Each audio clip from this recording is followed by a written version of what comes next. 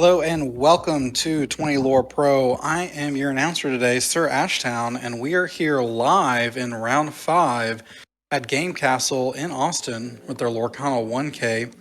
Thank you so much for joining us over on Twitch. We really appreciate y'all and your support. We hope that y'all have enjoyed today's tournament. Today is, we're going to have 6 rounds in today's tournament. We have over 36 players here in today's 1K. And we're going to be cutting the top 8 after that. So we're here in round 5 and have had a really exciting tournament so far. Have seen some pretty incredible matchups. In round 4, we saw Aaron, aka Lorcana Bro, piling an Emerald Steel list to, I would say, a pretty great 2-0 in that round. It was pretty fun to watch. Very quick and just very classic of how Emerald Steel can operate in this set 5 meta. We're here now in round 5, Toupaloop piloting a Amber Ruby list, which focuses on the 9-drop Gaston, which is kind of surprising because it doesn't just focus on it in the sense that it plays this because it's a good card. It focuses on it in the sense that it plays 4 of this card. It is a list that really utilizes those damage characters like Mulan and Mother Gothel, and even the Beast Relentless, or not Beast Relentless, I'm sorry, the 3-drop Beast that comes into play with 4 damage.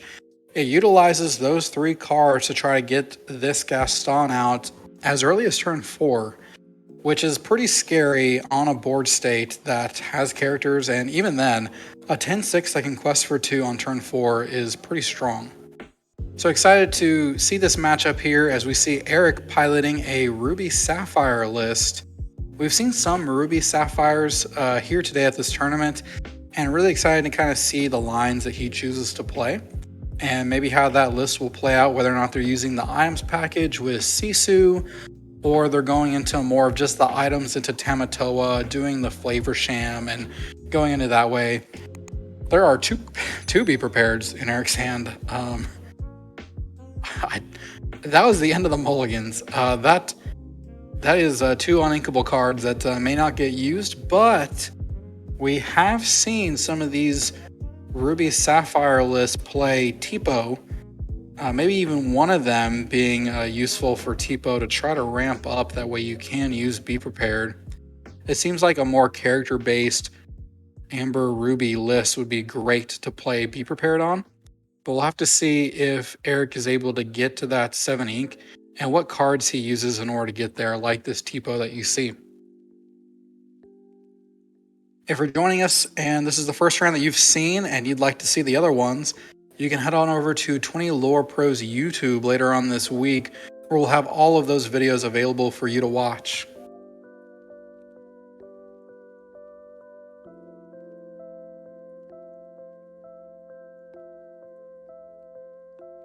Well, there's a turn 2 Tipo like we had just talked about before. We'll see if he tucked away one of those Be Prepareds.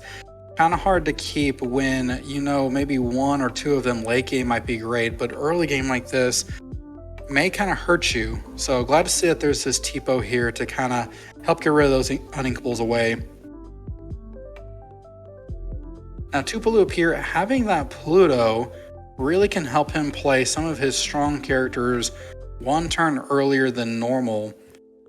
Some scary cards in this list that we've already talked about is that Gaston, but he does also play a number of Hydras, and seeing a Hydra any turn earlier than necessary is a scary thought to have on the board. This 6-drop 6-5 they can quest for 2, but it's really great ability. When this character is dealt damage, it deals that much to choose an opposing character. It can do a lot of damage to a board state.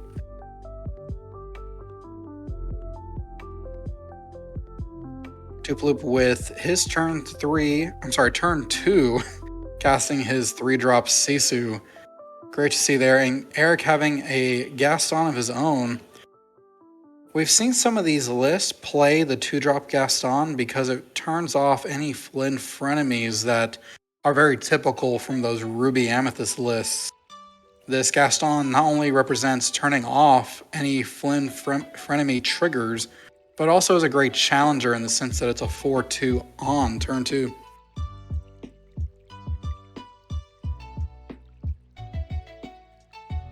Here's that beast that I was talking about earlier that we saw in round 1 here in the tournament. It's Beast Wounded. This character enters plays with 4 damage. It's a 2/6 that quests for 2. Can be a very strong card to play, especially when you want to see more damaged characters in order to play Gaston earlier.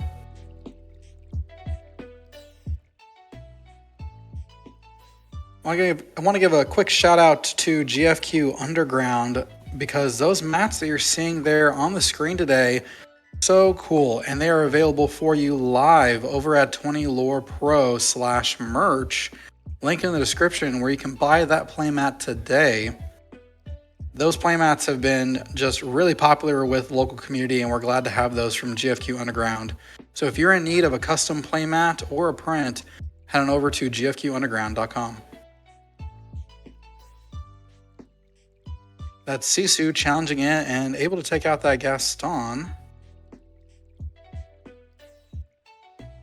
Oh, I'm sorry, I spoke too soon. The Teeth and Ambition used, sung by the Sisu, was able to take out the Gaston.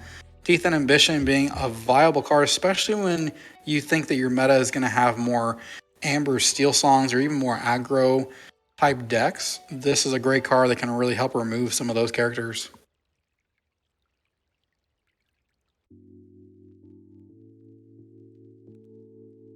And Toupaloop using his Madrigal to take off that damage that was dealt to Sisu in order to draw cards. Eric having to ink a Tamatoa. Goodness, we've seen a lot of big drops in Eric's hand. We saw 2 Be Prepareds, a Tamatoa. Talk about really high cost ink cards in his hand. I think he's only got 3 cards left. One of them we know is Be Prepared, and one of them was that Sisu that he played, may have drawn into that. Was able to get rid of that Pluto with that Sisu, but goodness, talk about a lot of high drop ink cards in Eric's hand.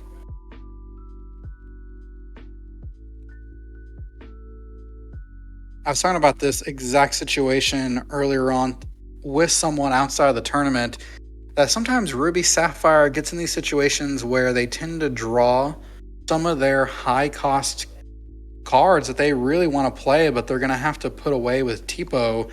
And it just really creates sometimes some awkward draws, even if they're using Visions, they're using Flavor Shams, certain cards to really dig deep, Gramatala, and it can be hard to kind of find the outs to get there. But thankfully, they have all those cards I just named in order to try to find those outs. Here's another Teeth and Ambition from Toupaloop, able to put some damage on the Madrigal and have another damaged character in the form of Mother Gothel. A 3/4 that comes into play with 3 damage counters on it.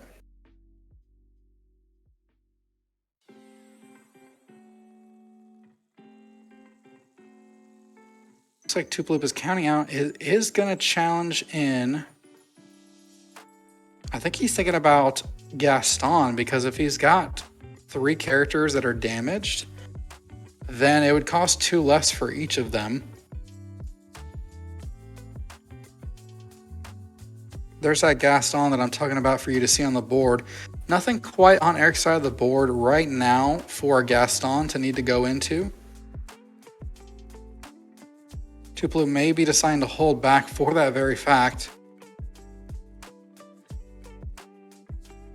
Eric now here with 5 ink in his inkwell. Knowing that he has a B prep in hand, needs to try to find a way to get there, especially with Toupaloop's board that he has. Haven't seen too many draw effects from Toupaloop's side of the board besides the Madrigal. Eric opting to ink the Fishbone Quill.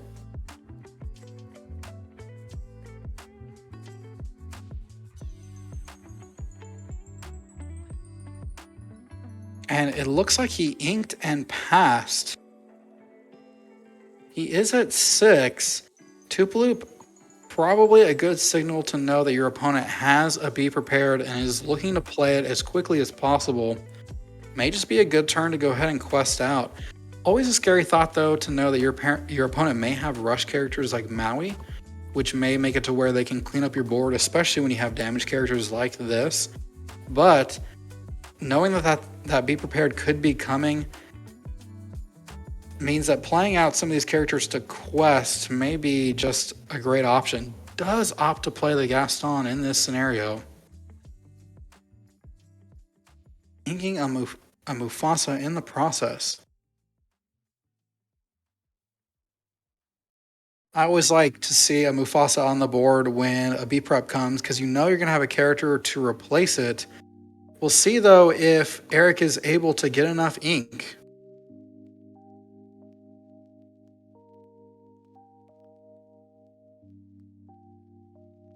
And there is that Be Prepared. Toupaloop was able to, he is at 4, lost his characters, and now we see him here facing an empty board. We'll see how he can recover.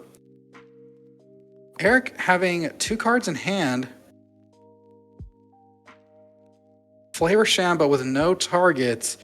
Eric, if he's able to find some items here, could find a way back in.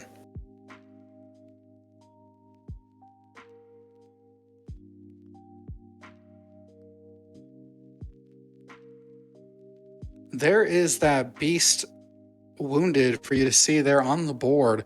A 2/6 can quest for 2. It's a good quester.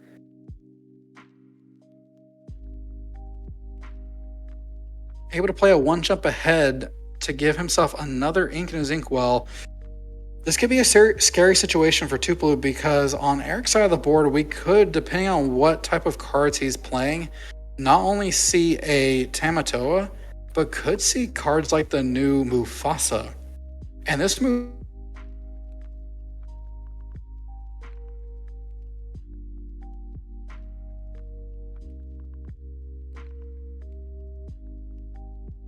back the ability to use all of your ink to make big plays. Mufasa in this exact situation could be pretty scary. We see here that Toupaloop is able to draw some using that Rapunzel on the Beast to draw 3 cards. Great way for Toupaloop to reestablish a board state and to have answers in hand. Eric able to draw now, having found hopefully something to put out so that way he can have some viable options to continue to quest. And items are a great way to do that as he continues here to draw off of the Flavor Sham.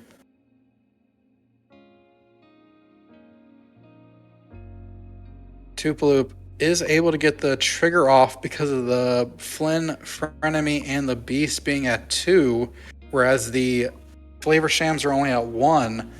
Flynn Frenemy allowing you to gain 3 lore at the start of your turn as long as you have the highest power character in play.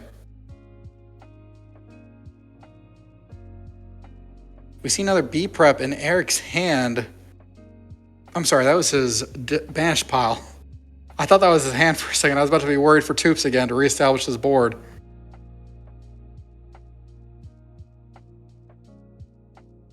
Toupaloop now up to 13. And Flynn Frenemy is really a great strategy in these Ruby lists. Just able to utilize those cards that Toupaloop wants to play late game with more of his ink. Pretty much a guarantee that he's going to have the most powerful character on the board, can give him 3 lore at the start of his turn as long as he has that. We know that he's playing cards like Gaston, which is a 10 power character. He's playing Hydras. He's playing these tougher characters. So that could be a great way for Toupaloop to try to get to 20.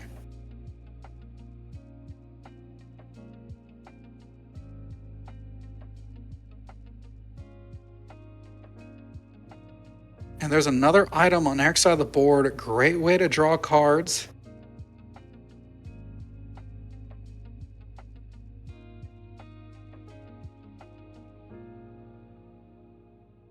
And there's a big Sisu. What a huge cleanup from Eric's side of the board. This big Sisu just making huge waves on this current board state. Big Sisu, really, since it's been a part of Lorcana, has come in and just made splashes since set 4. It's able to banish all opposing characters with 2 or less power, and in Toupaloop's case, his entire board. Now, Toupaloop, I believe, we know he's playing Super Goof, so we know he's got ways to get extra lore that's just in there, and there, in fact, is the Super Goof, putting him up to 16.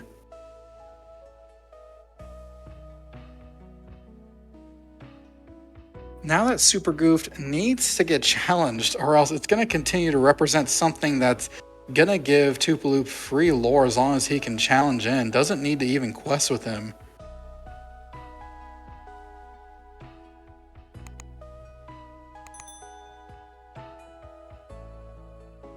That Sisu, though, great challenger into Super Goof.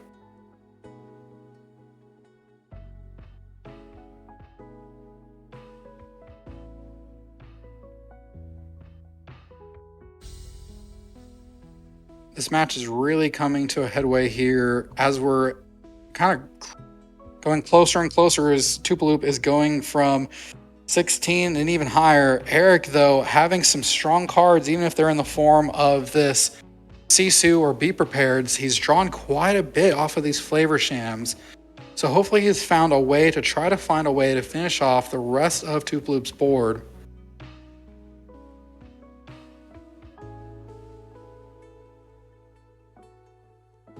Double ice block, making sure his Sisu doesn't take any damage from the challenge, able to cleanly take care of that Super Goof.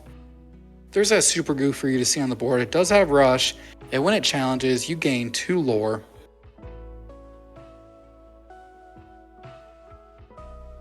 And these ice blocks, again, represented such a great strategy for Eric here, as he was able to use them to reduce the cost of the power of Super Goof, while also representing 2 more cards in his hand.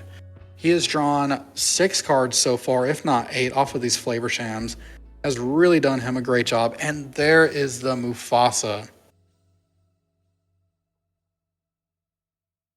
Now Mufasa is just really strong here. Gonna be able to help refill Eric's hand, give him some more resources, putting 2 of his cards from his Inkwell at random back into his hand. And then next turn, he can play whatever he has, quest, and then replay whatever's left. Looks like we see a Be Prepared in Eric's hand. So if Toupaloop plays anything that is too game-changing, Eric always has that little panic button to go ahead and just be prepared and wipe out the board. That's something that's really great about playing Ruby, is that you know you have a great card to kind of reset things if things are too out of control. Although Mufasa here, a great quester at 4 along with that Sisu at 2.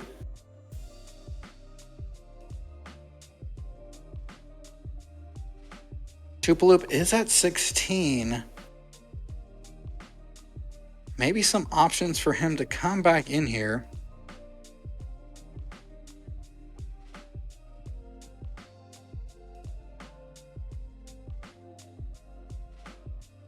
Toupaloop may be playing this. I talked to him earlier today. He may be playing and have this Wreck-It Ralph. Now, Wreck-It Ralph said it's a 6/7, 4/7 that whenever you play this character, return a character card from your discard to your hand. If that card is a princess card, gain 2. So that could give him the win if he has it on his next turn, unless his opponent has Dime. That's just a hypothetical, though. He may not have Wreck-It Ralph. Next turn, no matter what, though, that Super Goof, if it survives, will give him the win. Doubt's going to survive, though, with these great challengers in Sisu and Mufasa on the board. We know he's got a B-Prep. It almost looks like he's got a Maleficent Dragon as well.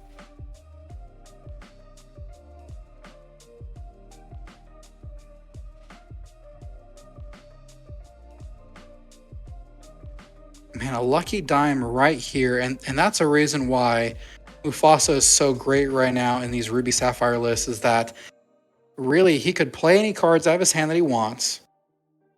And then he could quest with Mufasa and then replay anything else while also having possibly a lucky dime in play to give him the ability to activate it.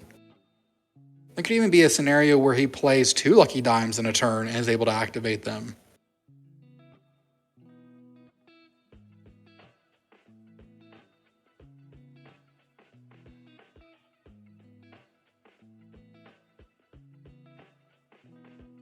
Eric able to use Visions, looking at the top 5. Gonna put 1 into his hand. This Visions card has been played quite a bit by Ruby Sapphire players, some even claiming that it is the new best card for Sapphire.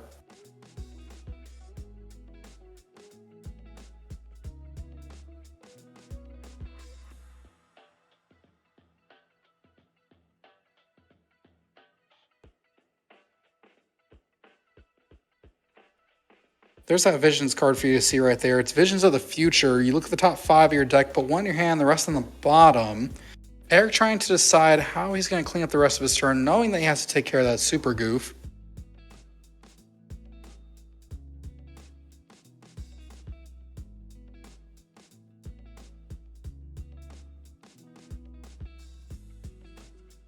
Turns like this are so important because you know that it's really going to make a huge difference on the plays that you do decide to make. They could be completely game altering to everything that you're trying to do.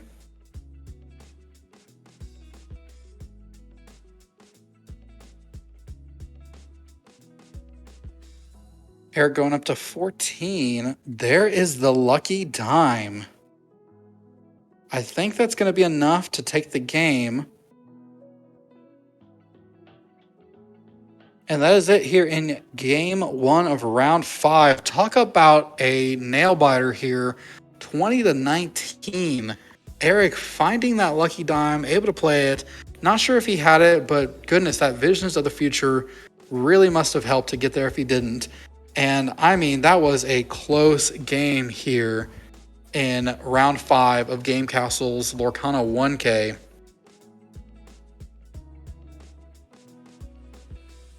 Congratulations for Eric there for taking game 1 here in round 5. Thank y'all so much for tuning in here at Game Kastle's Lorcana 1K here in Austin, Texas. I'm your announcer today, SirAshtown, and we're here with 20 Lore Pro, and we just want to thank you so much for tuning in for today's tournament. If you have missed any of the previous rounds or want to rewatch today's matches, head on over to 20 Lore Pro's YouTube later on this week, where we'll have all of these posted for you to watch. We want to thank Game Kastle here in Austin for hosting today's tournament. If you're in the Austin area and you're looking for a place to play Lorcana, to play Warhammer 40k, Magic the Gathering, any type of hobby game in general, head on over to gamekastle.com to find out more. We want to thank GFQ Underground for making those amazing playmats that you see on today's screen. If you really like those playmats, they're part of GFQ Underground's merchandise. You can head on over to 20 Lore Pro's merch page and buy them today.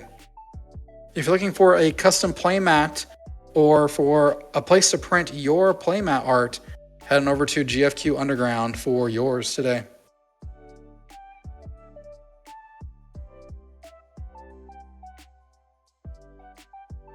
That was such a cool match to watch because you just don't know with those super goofs where exactly Toupaloop's going to land on his lore count, and even the inclusion of Wreck-It Ralph just when an ETB is just allowing you to gain 2 if you have a character in your discard like Rapunzel. It really can gain you free 2 lore as soon as it enters, and in this case it really could have won Toupaloop the game. Now that's assuming that he had the Wreck-It Ralph, but that's that Wreck-It Ralph for you to see on the screen right now. It's got the ability, I've got the coolest friend. It says when you play this character, return a character card from your discard to your hand. If it's a princess, gain 2 lore. And what a great princess to return back from your banish pile than Rapunzel. talk about the ability to draw and also heal your characters has been really a staple in all of these Mufasa lists. In this case, Toupaloop says that the main focus of his, however, is the 9-drop Gaston. But great to see Eric there take game 1, utilizing the ice block strategy with Sisu, able to use the evasive one to take out early threats, while also using the 8-drop Sisu to finish off a huge board state that Toupaloop had. I think he got rid of 3 to 4 characters that turn with the big Sisu. And we see a Pluto on Toupaloop's side of the board into that Beast Wounded. Maybe a great turn 3 play of Rapunzel, maybe in Toupaloop's future. We'll have to see here as Eric takes his turn 2. Eric opting to ink a Tipo into a Gaston, turning off possibly the strategy of Toupaloop playing a Flynn frenemy. Toupaloop does in fact have the Rapunzel and is able to heal the Beast Wounded for 3 cards, drawing 3. I want to say that's the quickest way to draw 3 in one turn on turn 3, is to heal a Beast Wounded with the Rapunzel.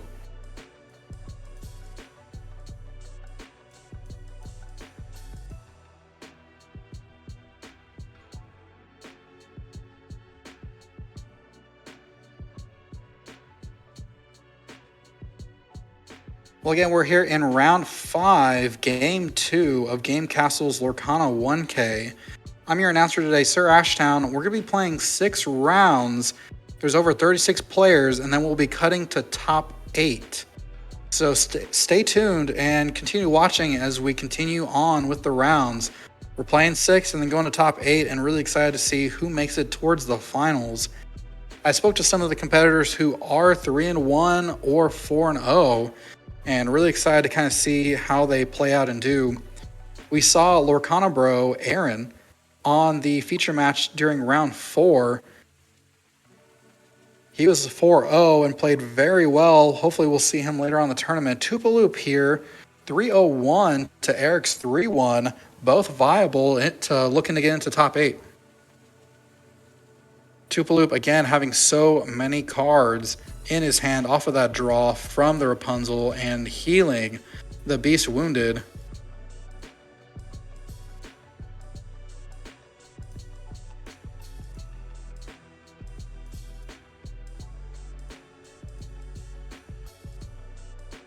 I just got word from our producer in the back that Aaron was able to draw with our Blurple player that we saw in round 1.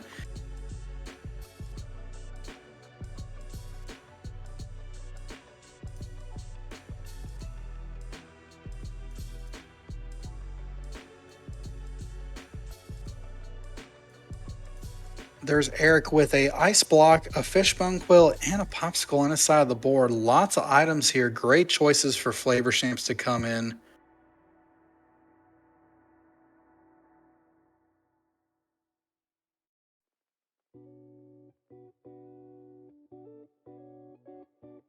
Toupaloop having to ink this Mufasa into 2 damaged characters in the form of Mulan and Mother Gothel. Now, the scary thing about that in Toupaloop's list, which we have seen during this match, is this huge Gaston that costs 2 less for every character that is damaged. Which means right now it costs 8 less, which is exactly what Toupaloop's did. He challenged into the Rapunzel, giving it damaged, was able to play the Gaston for just 1, and able to challenge in and finish off Eric's last character on the board.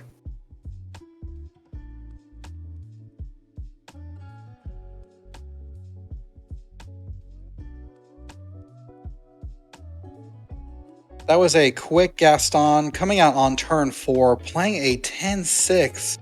A 9-drop character on turn 4 is huge for Toupaloop. Even if Eric does have the Be Prepared or a Maui, He's really only going to be able to trade into this Gaston, but that B prep is not going to come for at least another 2 turns, even with the Fishbone Quill.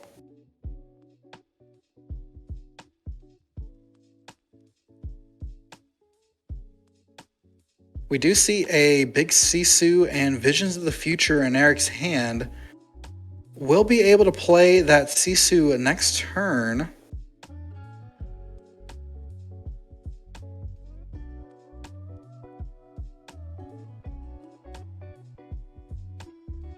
Trying to take a peek at Toupaloop's hand. Another Gaston would be incredibly scary as well. That Flavor Sham having lots of options on Eric's side of the board to allow him to draw.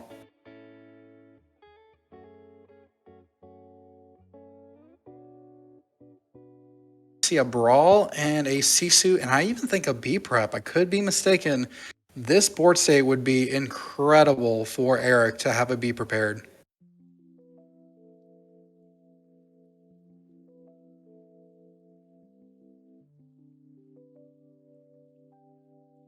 There's that 8-drop Sisu. It's got Shift 6, but more importantly, it's got the ability, I got this. When you play this character, banish all opposing characters with 2 or less, which right now we know that the Rapunzel, we know the Beast Wounded, the Mulan, those are 2 or less would get taken out by a big Sisu. Toupaloop able to go up to 12 to Eric's 0. Eric's got 3 cards in hand, one of them being this big Sisu. Able to have more card draw with the option of questing with the Flavor Sham.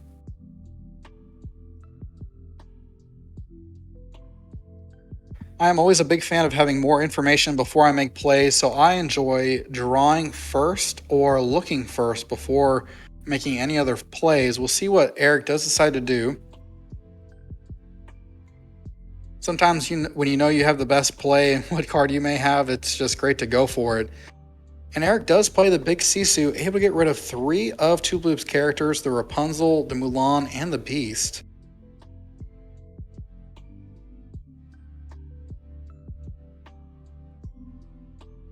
Looks like you use that Flavor Sham to clean up the Mother God. No, I'm mistaken.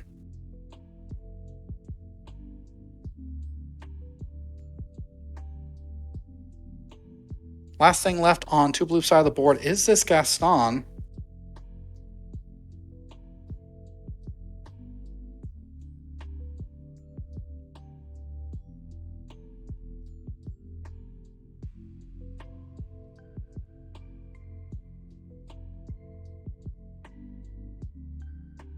Gaston challenging in and banishing the Flavor Sham, turning off the card draw ability for Eric unless he has another.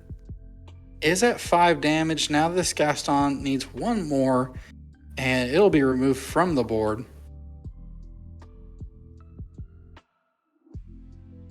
This Gaston being a 10-6 huge character.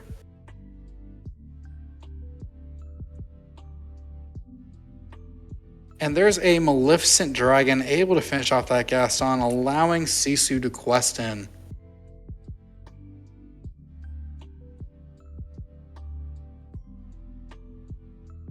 Toupaloop just left with this lone Pluto on the board, facing down a Maleficent Dragon and Sisu from Eric's side of the board.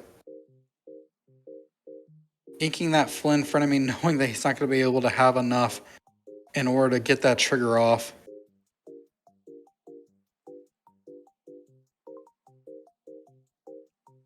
Plays a Wreck-It Ralph. First time we've seen it this game. Is able to get back a Rapunzel and gain 2 lore, going up to 14. And this Wreck-It Ralph, 6-7, able to quest for 2. Really strong quester, really strong character, and automatically giving Toupaloop 2 lore. Eric now at 4, gonna have to play some catch up here, but we know that Ruby Sapphire is able to do it. We saw him do it last game, playing cards like Mufasa into Lucky Dime, utilizing this Lucky Dime to really sneak in a huge amount of lore very quickly. We've seen lists like this win in 2 turns just off of cards like Lucky Dime and Tamatoa. So it's always something that can happen here.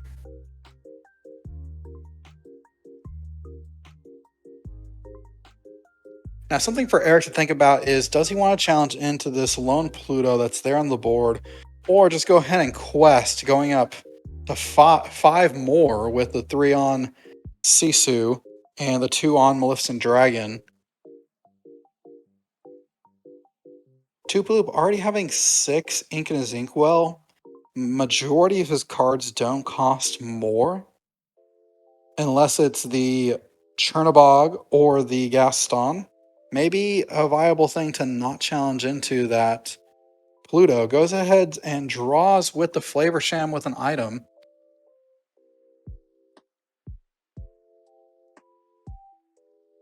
Does decide to challenge into the Pluto, preventing any extra lore gain, already being at 14. Most likely figuring that any more could hurt, especially with Super Goofs.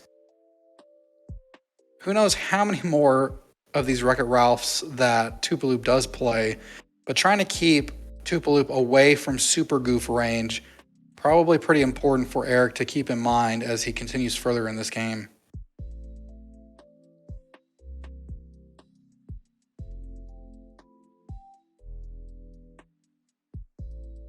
Eric able to play a How Far I'll Go, looking at 2 cards, putting 1 in the inkwell, 1 in hand.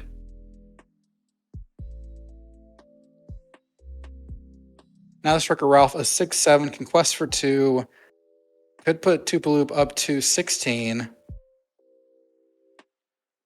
We know he's got a Rapunzel, able to heal for 3 on the Wreck-It Ralph, could draw him 3 cards. Can only trade cleanly, I shouldn't say trade, can only banish cleanly one of Eric's characters, being that Sisu. That Sisu here being a 5/4 to Wreck-It Ralph 6/7.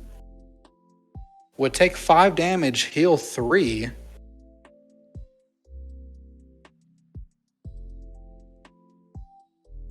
Would give Toupaloop the option to draw 3 cards while also maintaining a pretty strong Wreck-It Ralph.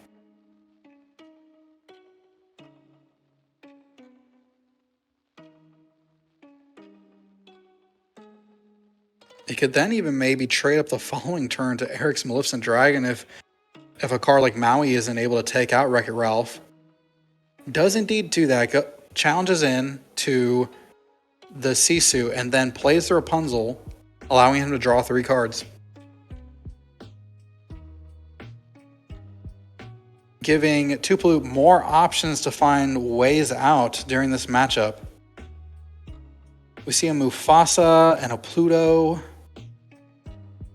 Really, Toupaloop just needing more characters on the board in order to represent questing power to draw out maybe a B prep or more of those stronger characters from Eric. Now, I believe this Mother Gothel will come into play with 3 damage.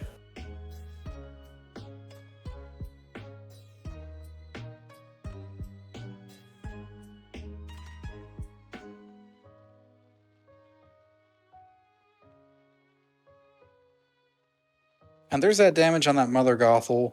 Now Eric's got some thinking to do here. We see the Mufasa in Eric's hand. Really loving this card. It does so much for these Ruby Sapphire lists. We see Ice Block being played and then banished away by the Flavor Sham to draw 2 cards. I think another Ice Block, but man, this Mufasa pretty tempting to play. A little scary though. Toupaloop's at 14, has to do something with the characters on the board or Toupaloop will win the game. Uses the Maleficent Dragon to sing Be Prepared, allowing all of Eric's ink to be usable this turn still. I think that was a great play by Eric, utilizing that B prep being sunned by the Maleficent instead of trying to challenge in or quest. Eric's only at 8, has time to get there, has cards like Lucky Dime, can always do that, and has a follow-up play amazing of Mufasa. Toupaloop now, even if he has a Super Goof, not going to be incredibly helpful this turn.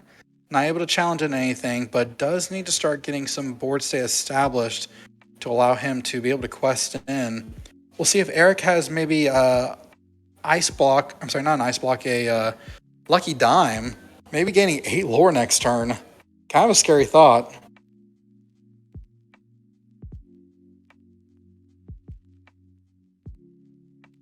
A great game one from Toupaloop and Eric as the game finished 19-20, and now we're seeing a great game here.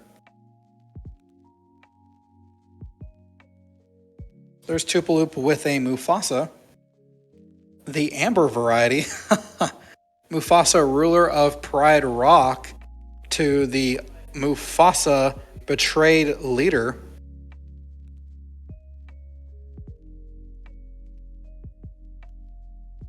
Eric wanted to read the other Mufasa just to double check it. It can be kind of scary sometimes because it can quest for 2, and if you decide to banish it, it'll bring out another character for you to have to deal with in some form or fashion. Hopefully, in Eric's case, it's one that doesn't quest for 2. In Toupaloop's case, hopefully a Chernobog. Looks like we see a form of the Queen of Hearts.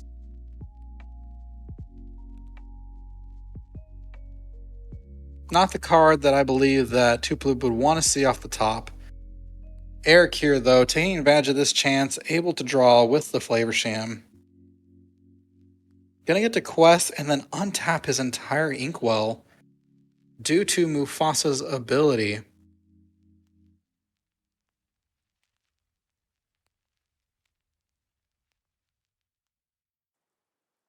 And that is exactly what he does. He's able to untap all the way with this Mufasa.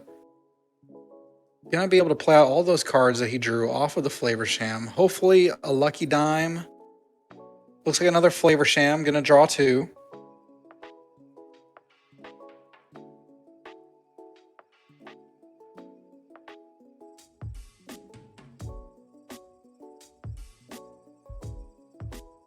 Again, we want to thank everyone for joining us here today at 20 Lore Pro. We are here live at Game Kastle in Austin, Texas for their Lorcana 1K.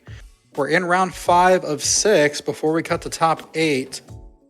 We're here in game 2 of round 5. Eric piloting Ruby Sapphire versus Toupaloop piloting Amber Ruby. Eric up to 12, hasn't found a Lucky Dime, or if he does have it, has opted to play a wider board state, allowing him to draw more cards. Toupaloop questing with the Queen, going up to 15. And there is a Hydra. Hydra, whenever this character is dealt damage, deals that much to chosen opposing character, meaning that it can challenge in to a card like Mufasa and then deal 4 to something else. Eric, though, is going to get to be able to untap with the Mufasa, plays a Maleficent Dragon, taking out that Hydra without dealing any damage.